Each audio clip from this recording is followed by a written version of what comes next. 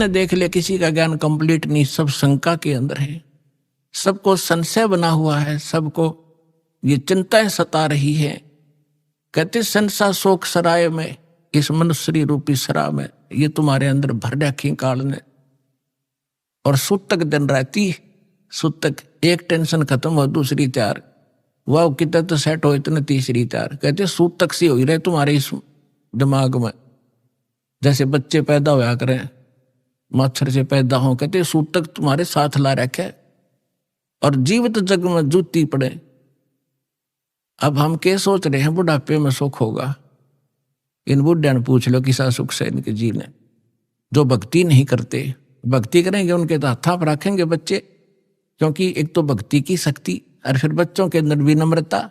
यहाँ आप देख रहे हो कोई कितना का, कोई किसी की बहन, कोई किसी कितना तो भाई आया हुआ है, और सबको इतनी आदर देते हैं बूढ़े बुजुर्ग भाई बहनों को, अपनों को भी ना दिया जाए यहाँ पर। और यहाँ आकर जो ऐसा नम्र होंगे तो घर में क्या वो ऐसा भाव नहीं बरतेंगे, तो सुख भी इसी तरीके से उस वृद्ध अवस्था में भी होगा। और फिर भगवान की भक्ति साथ होगी, 100 रोग कटेंगे। बुढ़ापे में तो सारे तो दुख हो जाया करें, शरीर भी कंडम, रोग भी घर करें, आंखें दिखे नहीं, बालक भी गुर्रावे। तो इस प्रकार परमात्मा कहते हैं बूढ़ा होवे पड़े खाट में, बूढ़ा होवे पड़े खाट में, सुने बचन खारे, कुत्ते तावण का भी सुख को ना, ये छाती फूकण हारे। जो बिना ज्ञान की बहु न्यो उलाने दिया करे बूढ़ा बुढ़िया ने। पुराने समय में बूढ़ा बुढ़िया की खाट गेट पर डाली जाया करती, और बहू कह कर जाया करती तो देखिए कुत्ता ना बढ़ जाए घर में। अब बुढ़ापे में जब दिक्कत फिर उड़ा के वो कुत्ता बिल्ली सब बदमाश हो कि तन की तय बढ़ जा, वो कूद मस्ता रहेगा अंदर जाकर ने, तो दूध दाद या लस्सी लस्सी खिंडा दी गिरा दी उसने, तो बहू आवेगी अंदर जाते देखेगी उसकी सौ पर सुई जावेगी, तब उसको लाना देती है। परमात्मा कहते हैं वृद्ध हुए फिर पड़े खाट में, सुने वचन खारे, और कुत्ते ताउन का भी तुम्हारा सुख को ना, तुम छाती फूकण हारे। वह बहू फिर ये चमोले सुनाओगी, तुम शब्द श्लोक सुनाओगी, और कुत्ते भी ना हटा सकती, तुमने छाती फूक दी मारी। तो परमात्मा कहते हैं फिर आपके बच्चे भी, पुत्र वधू भी भगवान से डरने वाले होंगे, कटु वचन नहीं बोल सकते। क्योंकि ऐसा है व्यक्ति को, यदि कोई तगड़ा व्यक्ति कटु वचन बोलता है वो बोलेगा नहीं, क्योंकि विरोध करने का उसमें सामर्थ्य नहीं, वो रोया करे, उस समय वो गरीब होकर रोता है, और परमात्मा उसकी घड़ी सुनता है। तो इसलिए कोई ऐसे अपनी पुत्र वधू को या सास अपनी वधू को, क्योंकि नई नई बेटी आती है वो बहुत संकुचित और शर्मा कर रहती है, डर कर रहती है, उससे बहू वो सास भी कोई गलत व्यवहार करती है तो उसकी आत्मा दुख पाती है। तो हमने आपस में ये कर्म बढ़ाने नहीं घटाने हैं। तो इस ज्ञान से ये भी आपके अंदर एक पैमाना बना रहेगा कि नहीं, दुख नहीं देना चाहिए, स्वयं दुख हो लेना चाहिए, दूसरे को दुखी हम नहीं कर सकते। अब क्या बताते हैं कि संसा शोक सराय में सूतक दिन राती, और जीवित जग में जूते पड़े फिर जम तोड़े छाती। अब यहां तो सारे उम्र दुख में काटेगा, बुढ़ापे में बूढ़ा स्वयं दुखी, फिर ऐसे व्यवहार से भी तंग, और अगले जन्म में कहते हैं फिर बिना भक्ति किए हुए प्राणी को यम के दूत घसीट के ले जाते हैं, उसकी टट्टी और पेशाब निकल जाता है, उसको आकर इसी भयंकर शक्ल दिखाई देती है। अंत समय में उसकी गर्दन दबा दी जाती है, सूक्ष्म रूप से जबान बंद कर दी जाती है, वो बोल भी नहीं सकता। और जो भक्ति करते हैं परमात्मा की, ऐसे जाएंगे जैसे ऐसा स्वप्न होगा, जैसे सत्संग में चलते हैं वहां भगत दिखाई देंगे, अरे कहाँ जा रहे हो, क्या हो, बरवाला चलते हैं, चलो भाई चलो चलो, ऐसे छोड़ कर भाग लेगा शरीर को, जैसे रजाई छोड़ कर भाग लिया करें गुरु जी को देखने के लिए। और फिर सतलोक में फिर ऊपर जाएंगे त्रिकुटी पे, सारे निकलते दिखाओगे यहाँ से गणेश के कमल में, फिर सावित्री ब्रह्मा वाले लोक में कमल से होते हुए, फिर नाभि ब्रह्मा विष्णु जी और लक्ष्मी जी के लोक से होते हुए सबका अकाउंट क्लियर करवा के फिर वो जैसे कोई जाते हैं ना कहीं पर नए स्थान पर, तो पीछे पीछे सारे उसका अनुसरण ही करते रहते, यहाँ ये कर ले, बता कर ऐसा यहाँ कर, अच्छा यहाँ से कर दे, यहाँ जूते जमा करा दे, यहाँ जोत का सामान जमा करा दे। तो इस तरह वहां ऐसे कराते हुए त्रिकुटी में पहुंच जाओगे, वहां परमात्मा मिलेगा अपने इस दास के रूप में कबीर साहब। और वहां फिर धर्मराज के दरबार में आपको क्लियर कराया जाएगा सतनाम के प्रथम मंत्र का, वहां अकाउंट क्लियर होगा। और फिर परमात्मा उस घर में द्वार में जा करके पार करके वहां का अकाउंट करवा के फिर सतलोक ले जाएंगे। आप सतलोक बैठे पाओगे और घर वाले यहाँ सोच रहे हैं मर गया, मरा नहीं हो तो सतलोक पहुंच गया। हरना कुछ में मैं करे, यहाँ की इस भौतिकवाद की कितनी इसके अंदर कमजोरी है जिसके ऊपर आमांडी पाके बैठे थे। कहते हिरण्यकशिपु ने पूरी पृथ्वी पर शासन बना लिया था अपना, और न्यू कहता मैं ही हूं, मैं भगवान हूं। हल्दी की गांठ प्राप्त करके 5-4 वर ले लिए ब्रह्मा जी से, सुबह मरूं ना शाम मरूं, दिन में मरूं ना रात मरूं, पशु से मरूं ना पक्षी से मरूं, मनुष्य से मरूं ना फलाने से मरूं। और फिर बस इससे अपने आप को मान बैठा, आई एम गॉड, मैं हूं सब कुछ। तो परमात्मा कहते हैं सूक्ष्म ज्ञान में, हिरण्यकशिपु में मैं करे पूरी पृथ्वी का राज, ऐसे नरसिंह ले गया जो तीतर को बाज। कहते यह ब्रह्मटी होगी इन लोगों की। हिरण्यकशिपु छाती तड़वाई, ब्राह्मण बाणा और कर्म कसाई, बगैर ज्ञान के भक्ति भी करता था, ऐसी सिद्धियां भी प्राप्त कर दी थी जिसको उससे भ्रम हो गया कि मैं सब कुछ बन गया।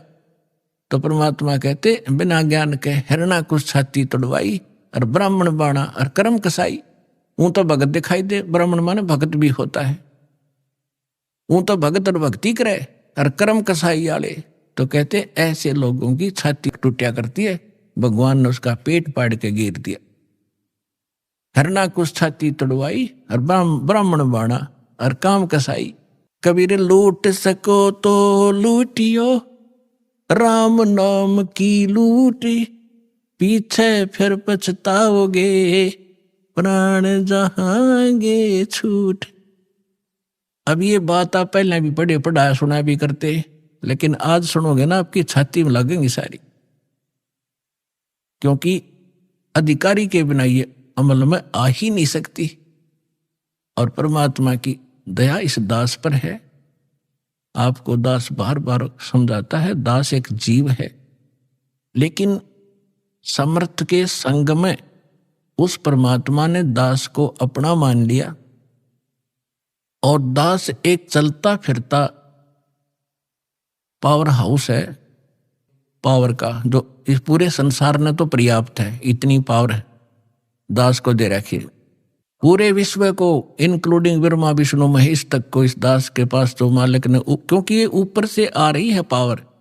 अब जहां कोई पावर हाउस है बरवाला में, वो पावर हाउस एक खोखा है, और उसको उसका कनेक्शन थर्मल प्लांट से है, जहां बिजली दिन रात बनती ही रहती है, वहां एंड होता ही नहीं।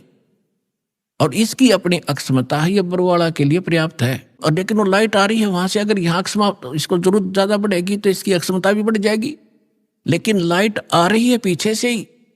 तो उस परम पिता से, कबीर भगवान से, सतलोक से दास के पास वो पावर आ रही है, और आगे कनेक्शन दास आपको उसी पावर से दे रहा है। अब क्या बताते हैं, कबीर जिव्या तो वाहे भली, जो रटे हरि नाम, नहीं तो काट के फेंक दियो, यो मुख में भलो ना चाम। परमात्मा के नाम के जाप की कितनी महिमा बता रहे परमात्मा। वैसे तो जीव्या बहुत काम आवे, खाना खान में भी काम आवे, और भी कड़वा मीठा चाखण के भी काम आती है। परमात्मा कहते हैं यदि इससे आपने भगवान की भक्ति और उसका गुणगान नहीं किए, तो इस चाम की इसे अच्छे जगह पे मुंह तो हम सबसे उत्तम मानने हैं, इसमें कति आवश्यकता। ये जीव ना तय फिर ईसा जुल्म करेगी। कहते हैं एतय पराई आत्मा जीव बांध तलवार, या जीव तलवार का काम करेगी। कोई गरीब एक कमजोर व्यक्ति को एक तगड़ा व्यक्ति बलवान व्यक्ति कोई अपने मुख से ऐसे वचन कह देता है, अब उसके साथ ना प्रतिशोध कर सकता ना उसको कुछ जवाब दे सकता, बैठ कर रोता है। उसकी आत्मा को जख्मी कर दिया उस नीच व्यक्ति ने इस जीभ वाली तलवार से, वचन से। तो परमात्मा कहते हैं यदि इस जीव का सदुपयोग नहीं किया, भक्ति नहीं की, तो इसने काट के फेंक दे। अच्छा कितनी महिमा बताइए। फिर क्या बताते हैं कि नर से ती तू पशुआ की जय गद्दा बैल बनाई, ये 56 भोग कहाँ मन भोरे की तकुर्डी चढ़ने जाई। अब क्या बताते हैं परमात्मा के फिर पीछे तू पशुआ की जय डीजे बैल बनाए, 4 पहर जंगल में डोले तो ना पेट भराए, सर पर सींग दिए मन बोरे धूम तुम मच्छर उड़ावे, कंधे जुआ जोते कुआ फिर कोंदों का वो सिखावे, फिर पीछे तू खर की जगह कुर्डी चरने जावे, टूटी कमर पजावे चढ़े तेरा कागा मां से गिलावे।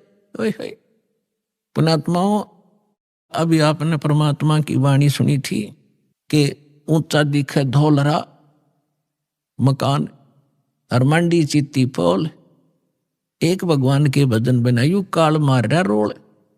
अब मनुष्य जीवन दिया है, जैसे विद्यार्थी हो तो माता पिता उसको पूरी सुविधा देंगे, वो निकम्मा वहां पढ़ता है ना पढ़ता है वो उसके आगे बाद में रिजल्ट आएगा जब वो पास फेल होगा।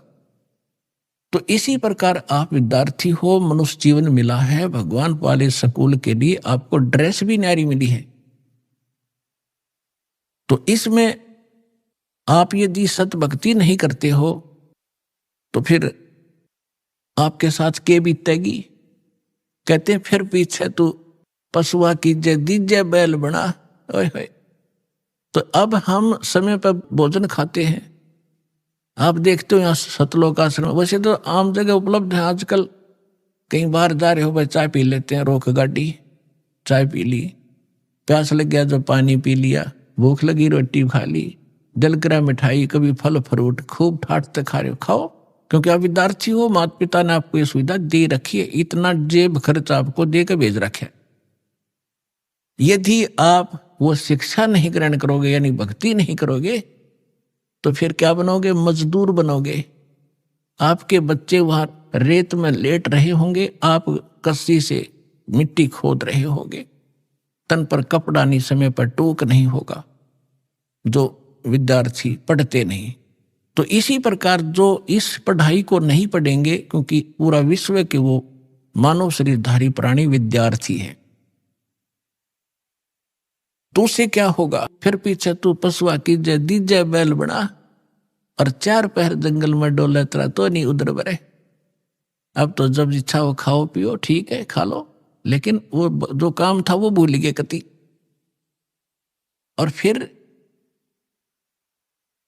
कहते हैं सर पर सींग दिए मन बोरे और दुम तो मच्छर उड़ा। अब तो हम मच्छरदानी लगा लेते हैं, ऑल आउट वगैरह ये लगा लेते हैं, और फिर के लगावांगे? बैल बने पाछे एक पूछड़ हो गया आपके पीछे, उसने चाहे पंखा बना लियो, चाहे उसने कूलर की जगह प्रयोग कर लेना। और क्योंकि जितने भी कर्म संस्कार कमजोर होंगे तो ऐसे कर्महीन प्राणी के वहां भी अंग भंग हो जाते हैं, वह पूछड़ भी कट जाती है कई बार बैल की, वह इतनी रहती है, उन्हें न्यू कराया कर है, वो ना कुछ काम का। और फिर आगे बताते हैं सिर पर सींग दिए मन बोरे, ये तेरी तोब होंगी सींग, इन्हें कुछ भी प्रयोग कर लेना इनको। और फिर क्या बताते हैं कंध जुआ जोते कुआ। पुराने समय में वाणी बोली गई थी, तब रहट के द्वारा जल निकाला जाता था कुएं से, सिंचाई उसमें बैल जोते जाते थे, और फसल होती नहीं थी, जौ होते थे, जौ वो बगैर वर्षा के भी हो जाते हैं, थोड़ी ही वर्षा से, और उनका भूस इतना खराब होया करे पशु जल्दी खाता नहीं, कति भूखा मरता खाता उसको, और खाते समय उसके मुंह के अंदर ऐसे कांटे से चुभते हैं उस भूस के, ऐसा होता जौं का भूस, कौंद बोलते हैं उनको। और खाते हुए आंखों पानी पड़े और भूखा मरते न खानी पड़े। तो परमात्मा कहते याद रुकती, तुम भूल गया और ना पता होते, हम बता रहे हैं याद रखना कि कंद जुआ और फिर जो तय कुआ, और खाओगा क्या वो भूस जो खान का भी कोई ना, वो मरते न वो भी खाना पड़े। अपने आत्माओं इस जीव का सदुपयोग अब करना होगा, दुरुपयोग तो करना ही नहीं। और सदुपयोग ना करने से क्या हानि होगी। दास का जन्म एक किसान परिवार में हुआ, जाट किसान के घर, और हमारे घर एक बैल था, हम छोटे छोटे जब देखा करते थे। और हाली सुबह सुबह बैलों को ले जा रहा था, वक्त से किसी ने कोई कील थी इतनी लंबी लोहे की चोबा, उसके ऊपर की कैप कट गई थी, वह रिजेक्ट करके गली में फेंक दी। वह बैल के खुर में पिछले खुरों के बीच में घुस गई। अब बैल स्पीड तो चलते चलते 2-4 कदम जल्दी जल्दी रख गया, वो अंदर ठुक गई, वो लंग करने लगा पैर से बैल। तो हाली ने सोचा ये वैसे कोई ठोकर ठाकर लगी और वो जाएगा ठीक वहां तक। तो पहले ऐसे ही जो कोई दिक्कत हो जाती, पैर बैल का लंग करता, तो अन्य बड़े सियाणे नु क्या करते, बैल को रोकना नहीं चाहिए, कोई नस पर नस चढ़ गया तो ऐसे काम लेने से ही ठीक होती है, और ऐसी नस चढ़ी होती तो हो भी जाया करती थी। इस कारण से हाली ने सारा दिन उसको टेकने नहीं दिया, उसको काम ही लेता रहा। और शाम ने जब आया, शाम तक पैर सूज गया, उस पर स्वेलिंग आ गई। आते बैल बैठ गया और लंबा पैर पसार दिया पिछला, मुंह लावे नहीं कहे कि ना खावे, आंखों से पानी पड़े। तो देखा कि इसका तो सोई ज्यादा होगी, सुबह उठा नहीं। तो ऐसे ऐसे पहले वैद होया करते डॉक्टर पुराने गांवों में, किसी ने बताया देख जाके कि इसके घुटने पर सोई बा आ गया, बा। अब सोई चढ़ गई ऊपर घुटने ताई, वह कील लाग रही खुरों में, ट्रीटमेंट हो रहा घुटने का, उसका पट्टी बांधे गरम गरम। अब वो बता नहीं सकता बोल के मुझे कहाँ पीड़ा है। और जब अफलातून पाक रहा था, जो सोचा था मेरी ऐसे ठाठ रहेंगे, परमात्मा कहते तू जाने मेरी ऐसे न बहगी, ये तो हरदम लेखा भरना रे। तो 1 महीने 20 दिन के बाद वो पैर पक्या, वह कील वाला स्थान तो नीचे खुरों में था। अब खुरों में भी हाथ उठ मार के देख लिया, उसमें कुछ ऐसी विशेष चीज उसमें दिखी नहीं ना, वह बाहर वो तो अंदर घुस चुकी थी सारी, पत्थर कंकर लायक के। 1 महीने के 20 दिन के बाद वो पक के उसमें रेसा निकलने लगा। जब देखा घर वालों नृत्य रहेगी तो भाई यहाँ समस्या है। फिर कोई बुलाया से ही, वो चमटी सी ले रहा था नकचुंडी, उसने उसको करेल के कील निकाली बार, वो तरेगी इतनी लंबी। तब वो बैल पुनः ठीक हुआ। तो पुण्यात्माओं उस दिन के बाद दास का ऐसा झटका लग गया। वो बात फिर बाद याद आने लगी, जब मालिक की वाणी पढ़ने लगे, रोंगटे खड़े हो जाते हैं। अब वो ये नहीं बता पा रहा, इस जुबान से जीव का प्रयोग नहीं कर पा रहा, मुझे कहाँ दर्द है और कितनी झेली उसने उस संकट को। तो यहां परमात्मा कहते हैं सुखदेव ने 84 भुगती बना पजावे खरवो, तेरी क्या बुनियाद पुरानी तू पेंडा पंथ पकड़वो हो। ये सूक्ष्म वेद है, इसकी एक एक पंक्ति का एक न्यारा न्यारा अलग अलग अर्थ बनता है। अब क्या बताते हैं कि सुखदेव एक ऋषि हुए हैं, महर्षि, उन्होंने भी 84 लाख योनियों का कष्ट भोगना पड़ा। और बना पजावे खरवो, वो कुम्हार के पुजावे पर गधे की योनि उसने भी भोगी। एक समय सुखदेव जी जब उसकी दिव्य दृष्टि काम करने लगी, पीछे आगे का उसको पता लगा, तब वो खुद बता रहे थे कि एक बार में बड़ी साधनाएं की, स्वर्ग भी गया, राजा भी बना, और फिर एक समय में गधे की योनि भोग रहा था। अंधा हो गया, धनी ने छोड़ दिया, कुमार ने 2 डंडे मारे और कर दिया चालता। मैं चलता चलता एक पगडंडी पर जाता जाता जंगल में पहुंच गया। वहां एक नाला था, इक्का दुक्का व्यक्ति वहां से आता जाता था। उस नाले के निकट जाकर मैंने सोचा जंप लगा ले। उसका मुंह फंस गया, आगे मुंह टिक गया, गर्दन और पीछे से कमर फंस गई, उसमें फट हो गया, पुड़ी बन गया और पैर लटके नीचे। अब वहां किसी ने मुझे निकाला नहीं, क्योंकि सारा दिन में एक आध व्यक्ति जा उस रास्ते से। मेरी पुड़ी बना ली। 1 हफ्ता 10 दिन में भुगत का मेरा भूखा और प्यासा। अब मुझे वो सीन दिखाई देता है, मैं उठकर बैठ जाता हूं, अपनी भक्ति करता हूं। तो यहां परमात्मा कहते सुखदेव ने 84 भक्ति, वो साधना करते करते सुखदेव जैसे ऋषि जो साधना तुम कर रहे थे जिन भगवानों की, उन पूजाओं को करते करते सुखदेव जैसे महर्षि भी 84 लाख योनियों में कष्ट उठा रहे हैं। और आपकी क्या अवकात है, तेरी क्या बुनियाद बनानी। छोटी मोटी मंदिर में घंटी मार के और जय गणेश देवा करके तू पार हो जाएगा, या इस संकट से पार हो जाएगा। तो पेंडा पंथ पकड़े, वो पेंडा यानी मार्ग, पैडा वे ऑफ वर्शिप, पूजा क्या वो मार्ग, वो रास्ता ग्रहण कर। कौन सा? जो हम बताने आए, जिससे तेरा यहां भी सुख और परलोक भी सुधरे। तो पुण्यात्माओं प्रसंग चला था कि हम परमात्मा से डर कर रहें और उस परमात्मा पर विश्वास करें। और उसने हमें ये सिखाना चाहते हैं कि तुम भगवान पर विश्वासी बनो। अभी आपने परमात्मा के भोग के समय परमात्मा की वाणी सुनी थी, मोकू का ढूंढे रे बंदे मैं तो तेरे पास में। सब कुछ नकारा करके क्या बताया है, कहे कबीर सुनो भी साधो, मैं तो हूं विश्वास में। यदि आपको यह विश्वास हो गया Kabir is God, Kabir is supreme God, तो राहत भगवान देगा। और जय आपके मन में शंका संशय रहेगी तो मालिक सहारा दे नहीं पाओगा, आप केवल वर्क डन ही प्राप्त करोगे। तो उसके लिए दास का प्रयत्न रहता है कि आपके हृदय में सब शंका हटा के और परमात्मा को परमात्मा जचा दूं, और तभी आप आगे बढ़ोगे। जब आपको विश्वास होगा कबीर इज गॉड, इसलिए रह रह कर ये सत्संग सुनाए जाते हैं, प्रमाण दिखाए जाते हैं, ताकि आपकी शंका जट कति मूल से नष्ट हो जाए और फिर कबीर साहब रह जाएगा।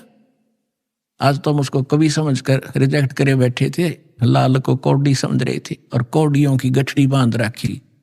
36 प्रकार के देवता पूजा करते, उनको लाल समझ के हम डले ढो रहे थे। परमात्मा कहते हैं चारों युग में मेरे संत पुकारे, और कोक कहा हम हेल रे, हीरे माणक मोती बरसे, ये जग सुगता ढेल रे। हम चारों युगों में ये ज्ञान बताया कर चले गए, हमारा किसी ने नहीं सुना। ये पर भी लेन जात है दुनिया, हमारा ज्ञान किन्हें ना सुनिया। ये केदारनाथ पर जाकर मर गए हजारों की संख्या में, और हमारा ज्ञान किन्हें नहीं सुनिया। कितना आसान तरीका, कैसी यहाँ परमात्मा ने अपने बच्चों के लिए सुविधा दे रखी है। ये आपका पिता है, ये आपके पिता का घर है, अपने पिता के घर पर यह सुख प्राप्त हो सकते, इस पृथ्वी पर आपको मिलेंगे नहीं। तो प्रसंग चल रहा है, परमात्मा ये सिद्ध करना चाहते थे।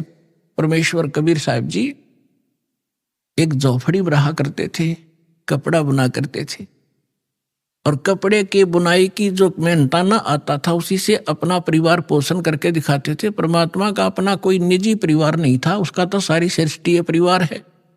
उनका पत्नी नहीं थी, 2 बच्चे आपको बताया था, सत्संग में बहुत बार बताता है दास। लड़का एक लड़की, किसी की फड़क निकालने के लिए वह जीवित करे थे, और वो बच्चे फिर अपने बेटा बेटी रूप में रखे थे। 2 माता पिता थे, मुंह बोले, जन्म नहीं था उनसे मालिक का, वो निसंतान थे। कमल के फूल पर परमात्मा सतलोक से आकर विराजमान हुए थे, एक शिशु रूप धारण करके वहां से उठा ले गए थे। तो वो सब लीला करते हुए युवा हुए तो दुल्हे का काम करने लगे, धारण कहलाए। परमात्मा कहते मात पिता मेरे कुछ नाही, ना मेरे गर्दासी, हर जुल्हे का पुत्र आण को आया, जगत करे मेरी ऐसी है। तो परमात्मा उस समय ये ज्ञान दिया करते थे और साथ में ये एक आप रिहर्सल, एक एग्जाम्पल कोड करके चले गए कि संसार में मेरे तो निर्धन कोई नहीं हो सकता, और निर्धन होकर भी नीत साबित रखे। जैसे दास ने बताया था कि आपको यहां बुलाने का उद्देश्य है कि आपको सब क्रियाओं से परिचित कराऊं, परमात्मा के लाभ को प्राप्त लेने की विधि आपके हृदय में जचाऊं, ताकि आपकी नीत साबित हो, दान करने की नीत बने। और धर्म दान करे बिना उभर नहीं सकते आप। जैसे दास ने कहा था कि किसान ने फसल बो दी, बीज बो दिया और खाद पानी डालिया नहीं, तो सफल नहीं हो सकता। ओनली केवल मंत्र देण मात्र थे आप सफल नहीं होगे। इसमें खाद पानी है, ये तो बीज है, मंत्र जो तीनों मंत्र है, और इसमें ये पांचों यज्ञ समझो खाद पानी है। तो ये प्रॉपर डालने पड़ेंगे, जैसे दास आपको गाइडलाइन बताता है परमात्मा की बताई हुई, तब आपकी भक्ति रूपी फसल पूरी होगी। तो उसके लिए परमात्मा भी यही क्रिया कराया करते। जितना मेहनताना मिलता अपने निर्वाह के योग्य रख के बाकी को भंडारा धर्म में लगा दिया करते थे। कहीं सत्संग करने लग जाते वहां भंडारा कर देते थे। अब परमात्मा साथ साथ एक तत्वदर्शी संत की भूमिका भी कराया करें, वो उनके विधान में है, उनकी लीला में है। तो ये ज्ञान सुनाया करते थे जो दास आपको बता रहा है कि तीन देव की जो करते भक्ति, उनकी को दे ना हो वह मुक्ति। जो भक्ति करते नहीं वो अपना जीवन नाश कर रहे हैं, और जो शास्त्र विरुद्ध साधना कर रहे हैं ब्रह्मा विष्णु महेश तक की, वो भी अपना जीवन नाश कर रहे हैं। ब्रह्म तक की साधना करने वाले भी अपना जीवन नाश करें।